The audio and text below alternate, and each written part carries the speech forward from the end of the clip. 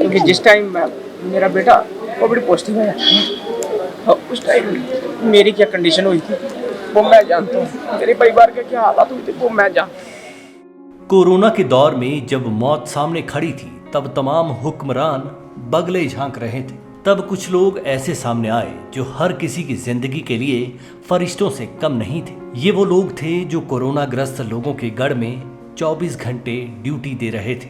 तब इन्हें नाम दिया गया था कोरोना वॉरियर्स। मौत के सामने ये लोग उस दौर में डट कर खड़े थे जब सो कोल्ड हुक्मरानों की टांगें कांप रही थी। वक्त निकालना था, इनकी सेवाएं लेनी थी। तब इन्हीं लोगों पर कभी हेलीकॉप्टरों से फूल बरसाए जाते थे और गुलाब की पंखुड़ियां देकर इनकी हौसला अफजाई की जाती थी। वक्त बदला, कोरोना नरम पड़ा तो ये नेताशाही और अफसरशाही वाली लॉबी फिर से गर्म हो गई। हिमाचल में अब कोरोना के दौर में सेवाएं देने के लिए रखे गए वार्ड बॉयज, नर्सिंग स्टाफ के अलावा डाटा एंट्री ऑपरेटर्स तक को अब पूछने वाला कोई नहीं बचा। आलम यह है कि अब सरकार इनको कोई मानदेय देने के लिए तैयार नहीं है, लेकिन हेकड़ी देखिए, बिना मानदेय के इनको अब भी घसीटा जा रहा है।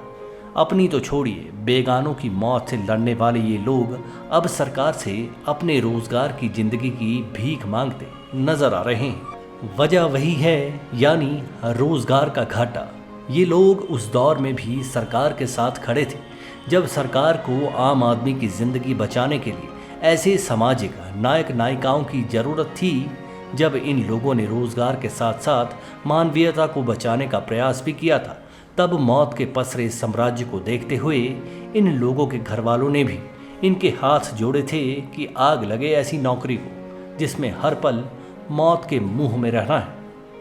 जिस टाइम पे कोई घर से बाहर नहीं निकल रहा था, जब मैंने ड्यूटी ज्वाइनिंग की है तो मेरे घर वाले खुद मुझे बोल रहे थे कि तू खुद मौत के कुएं में जा रहा है। लेकिन मैंने फिर भी, मेरा घर जो वो मेरी ही सैलरी के साथ चलता है। मेरी माँ है, मेरे बाप, मेरे डैडी नहीं है, लेकिन मेरे घर का खर्चा वो मेरी सैलरी के साथ है। तो मुझे सैलरी मिलेगी तो मेरे घर का खर्चा कैसे चलेगा। अगर कोई माँ अपने दुधमुहे बच्चे को छोड़कर दिन रात अस्पतालों में नर्सिंग का काम करती थी तो महीनों बच्चे से भी नहीं मिल पाती थी। जिनके बच्चे बड़े थे वे अपने पड़ोस के बच्चों से खेल भी नहीं पाते थे कि उन बच्चों के परिजन ये कहकर अपने बच्चों को दूर ले जाया करते थे कि उनके माता पिता कोरोना पॉजिटिव लोगों का इलाज कर रहे हैं। सुनिए, यहाँ पर एक बच्चे के पिता को तो नौकरी से भी निकाला जा चुका है। ऐसे टाइम में हमने काम किया है जिस टाइम में एक माँ ने अपने बेटे को छोड़ दिया, उनको देखने से छोड़ दिया कि वो उनकी केयर कर सके। उन्होंने उनको ला के हमारे पास छोड़ दिया, हमने उनकी केयर की। मैंने जब कोविड टाइम में ड्यूटी की तो मेरे हस्बैंड भी साथ में मेरे साथ ड्यूटी करते थे, मगर 3 मंथ के बाद मेरे हस्बैंड को निकाल दिया गया। जब मैं यहाँ से घर जाती थी तो मेरे बच्चे, मेरे जो पड़ोसी थे वो मेरे बच्चों को खेलने नहीं देते थे। बोलते थे कि आपके पेरेंट्स कोविड में ड्यूटी कर रहे हैं। आज 3 मंथ के बाद कोविड टाइम जब मेरे हस्बैंड कोविड में ड्यूटी करते थे उसके बाद उनको निकाल दिया गया। और आज हमारे साथ भी वैसा हो रहा है। हमने इतने लोगों की बातें सुनी है कि आप कोविड में ड्यूटी करते हैं, पर उन्होंने ये नहीं सोचा कि हमने कोविड में भी ऐसे ऐसे लोगों की हेल्प की है। एक पिता तो ऐसे भी मिले जिन्होंने अपने बेटे का बचपन ही नहीं देखा। अब सुबक सुबक कर रो रहे हैं क्योंकि सरकारी रवैया इन्हें इस तरह से घुट घुट कर जीने पर मजबूर कर रहा है। सरकारी दया का समुंदर सूख रहा है, लेकिन इन लोगों के आंसू सूखने का नाम नहीं ले रहे। चलते चलते कुछ और भी सुन लीजिए, महसूस कीजिए। कि जिस टाइम मेरा बेटा कोविड पॉजिटिव है उस टाइम मेरी क्या कंडीशन हुई थी वो मैं जानता हूँ, मेरे परिवार के क्या हालात हुए थे वो मैं जानता हूँ। पेशेंट होते थे उनके साथ वाले जो होते थे वो भी मना कर देते थे, मतलब यहाँ आने से कि हम मतलब ये डेड बॉडी हम नहीं लेके जाएंगे और आप ही मतलब उनका कहीं उनको ना इलाज भी देना है। जब उन पेशेंटों को उनके रिलेटिव हाथ नहीं लगाते थे तो हमने उनको अपने हाथों से खाना भी खिलाया।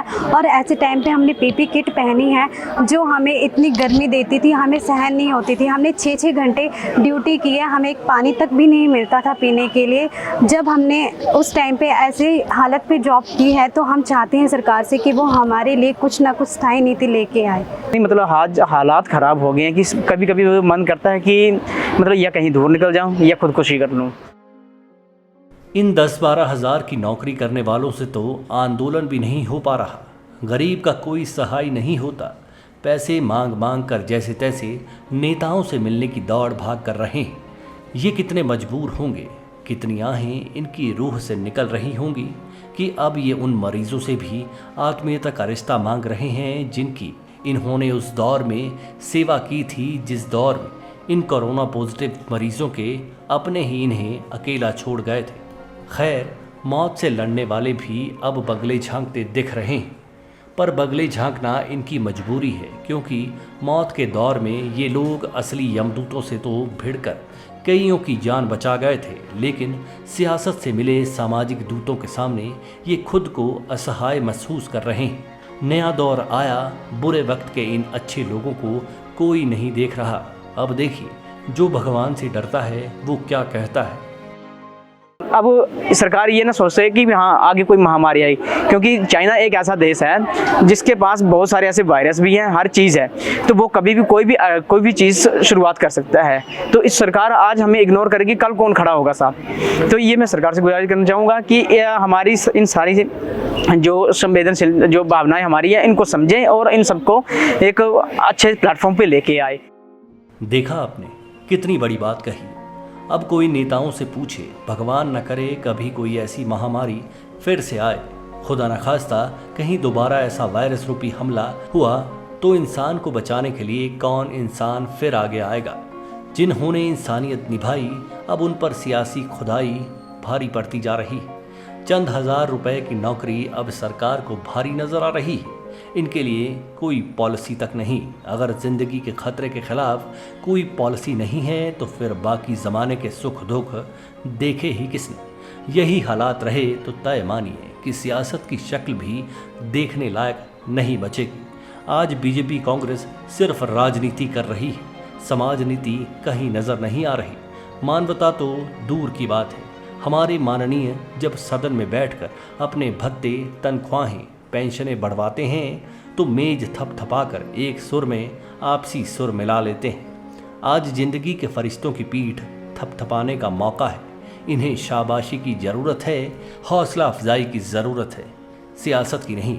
बीजेपी कांग्रेस दोनों थोड़ा सा वक्त निकाल कर अपनी अपनी बगलें ज़रूर झांक लें, क्योंकि जब मौत फराटे भरती हुई हर खासो आम के पास आ रही थी तब यही लोग चट्टान की तरह इनसे टकरा रहे थे। Manish Kaul, black and white news.